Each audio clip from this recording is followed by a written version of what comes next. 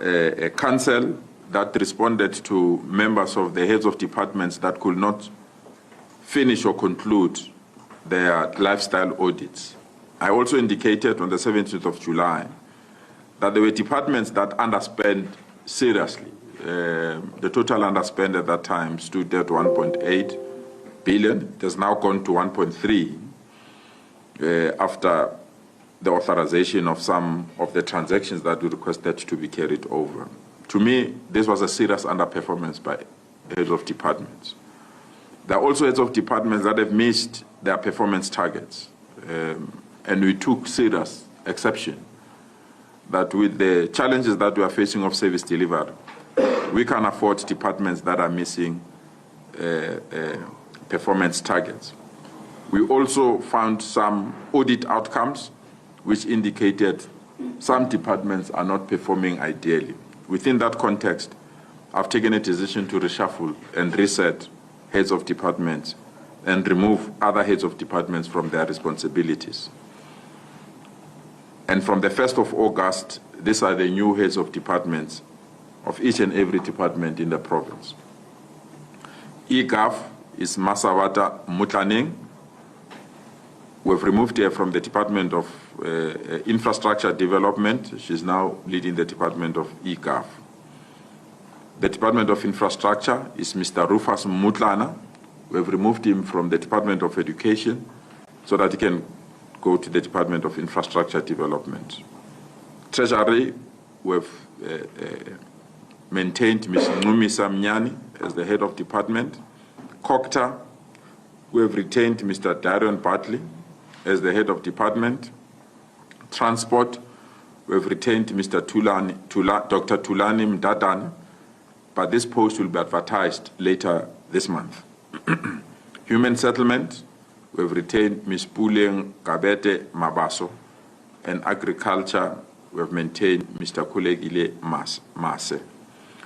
But in the following departments, I've appointed acting HODs with immediate effect, and will now resume the process of recruitment for permanent appointments. Environment, I've appointed Mr. Matthew Sateche as the acting HOD. Sports, Arts, Culture and Recreation is Mr. Mponawa. Social Development is Pumlas Khonyani. I think you are familiar with the name. Education is Mr. Albert Chani. Community Safety, the appointment is still pending. Health as well, the appointment is still pending to finalize some outstanding developments, and the current HOD will continue to be there until this process has been finalized. And I'm pleased that I've appointed a new HOD for the Department of Economic Development, Mr. Mutlacho Moholwa. Mr. Moholwa brings with him a wealth of experience in the public service. He has served as the head of economic research and chief economist in the city of Johannesburg, and a lead economist for the Land Bank and Deputy Director General in Mpumalanga and Gauteng Department of Economic Development. We needed, with the challenges that we're going to have with the US in terms of the tariffs and the need for us to reposition the economy of Gauteng, we needed a chief economist to lead us in this department. And we're proud that we've recruited the best brain that will assist to reposition Gauteng to go through the challenges that we are going through, especially within our motor industry and the economy challenges that we may face with the tariff increases that are facing us. We remain the economic hub of the country, and it's very important that we reposition ourselves with these pending challenges. Once more, I want to thank you for making yourself available, and I hope the team will do good and give you all these documents that I've alluded to so that you can execute your mandate at ease. Thank you once more for your time and for your attention. No, thank you very much, Premier. We truly do appreciate that. Maybe just a rider, Premier, because we had a serious battle with the first batch of the processes. We will release it to yourselves, colleagues, but just to have an appreciation, it's got names of people that we don't want to endanger them. So if you can just, would communicate at what point can we then release that, because the guys are removing some of the sensitive names because we really don't want to be the cause of their life. But let me just open up for yourselves for any question. Committee number 1. The minister that said 1, 2, 3. Just your name as well as the media house you represent. Mr.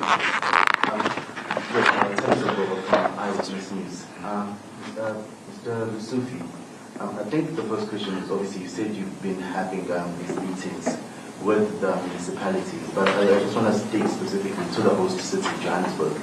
As things stand, do you have faith that Johannesburg, with less than 3 months to go until the summit, do you have faith that Johannesburg is going to be able to pull it off as things currently stand?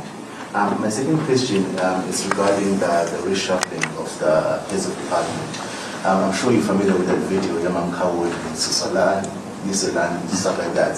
And I know obviously there are processes that you can't just fire someone, but does it not defeat the purpose that if someone is failing from this department, just moving into another department, is that not just going to yield the same results? And how are you obviously going to overcome that? And just my last question, it's been 3 months, Premier, since you instituted a probe into the buildings. There was a report from the Sunday Times around the provincial government leasing a number of private buildings when it has its own.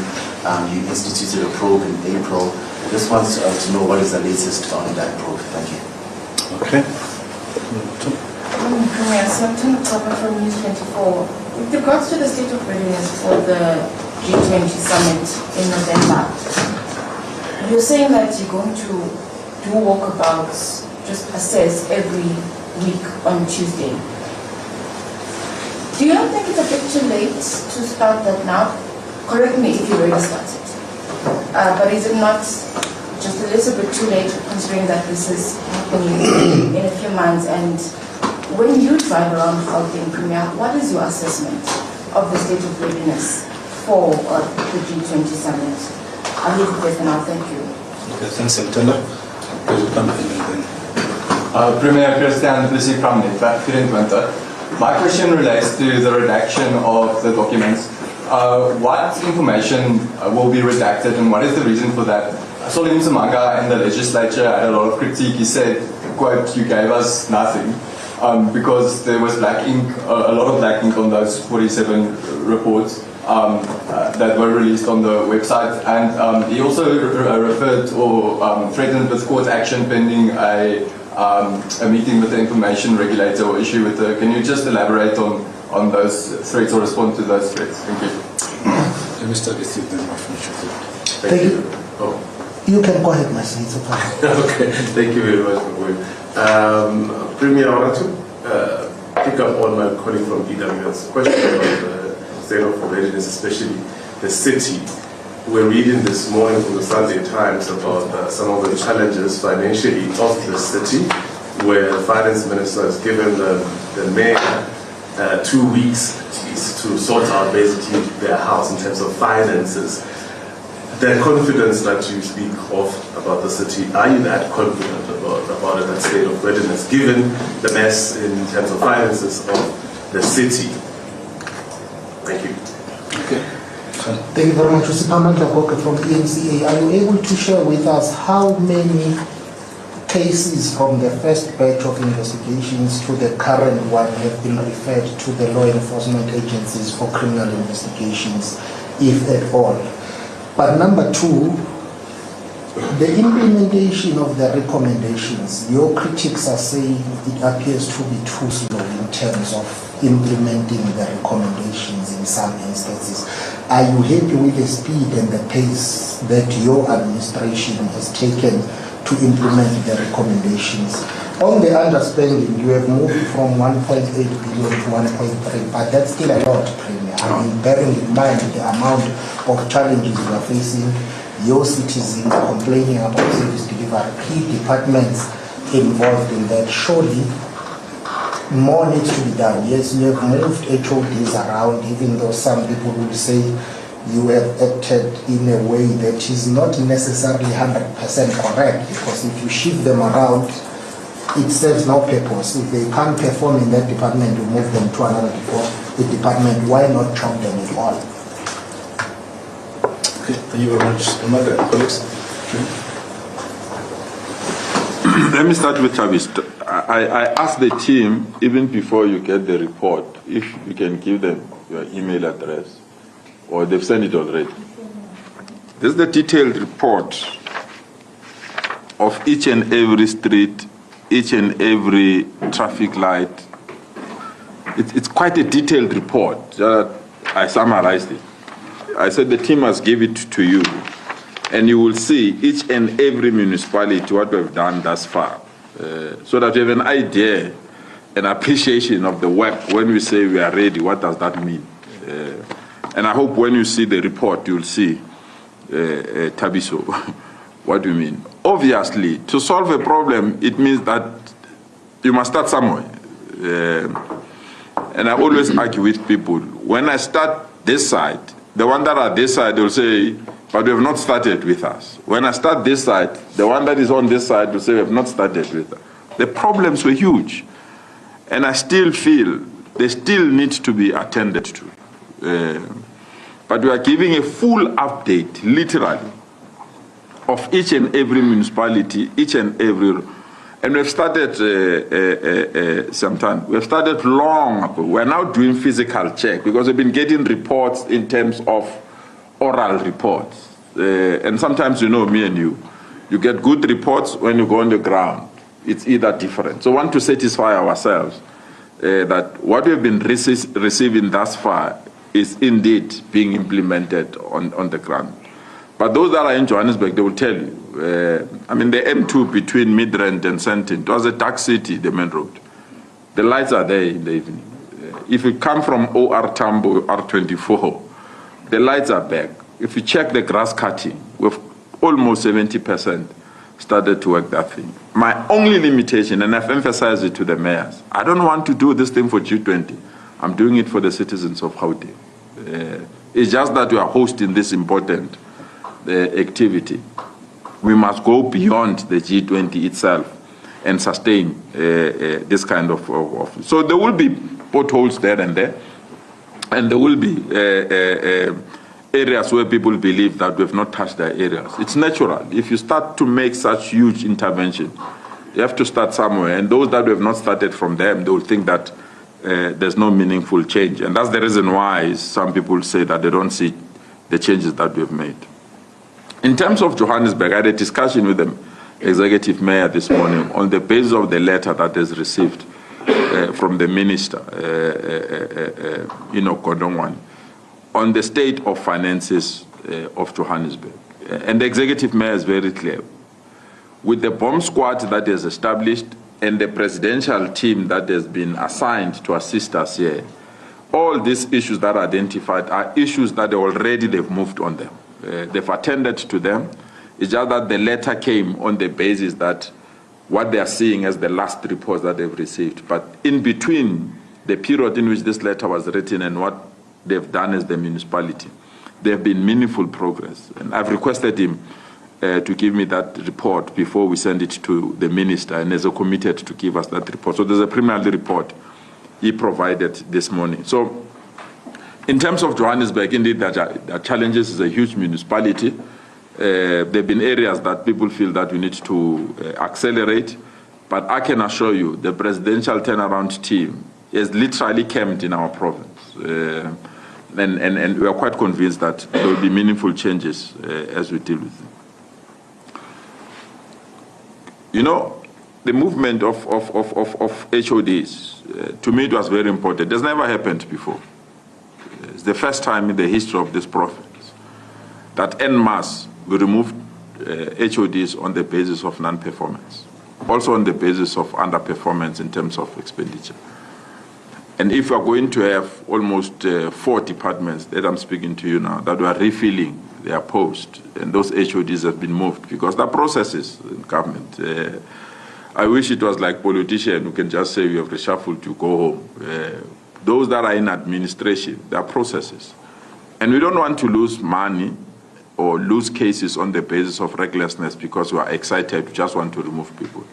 The HOD has been assigned that task to work on it, and I think has been dealing with it. But we are bringing 2 new sets of HODs. We're bringing younger HODs, and we're also bringing women to assist us to also deal with these issues. And you'll see when we fill those that are vacant, that we'll be in position to attend. But they've done it. And that's very important, and that's the starting point. The problem with critics, if you don't do it, you are damned. Do it, you are damned. So we are consistent. We've identified gaps, we identified limitations, and we're attending to those gaps and those limitations. And that's the reason why we've acted the way we have acted. The reason why there is a critical balance that we need to sustain here. Whistleblower says, we give you information, you expose our names. And those that are witnesses in cases as well, they say that we are witnesses for a certain case not to be known publicly. And we need to respect that. Unfortunately, some political parties want to score political points on this crucial and very important process where we have a legislative gap.